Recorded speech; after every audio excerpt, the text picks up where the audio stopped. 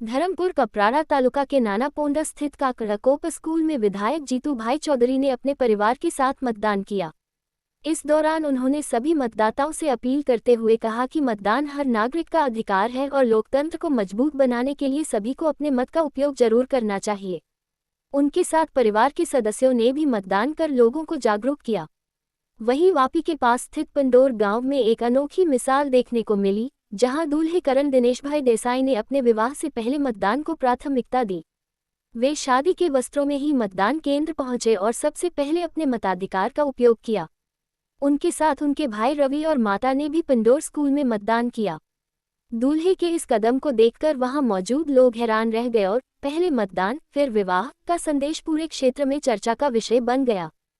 स्वराज्यની ચૂંટણી 2026 આજે સમગ્ર ગુજરાતની અંદર સ્થાનિક સ્વરાજ્ય અને મહાનગરપાલિકા બંનેની ચૂંટણી છે।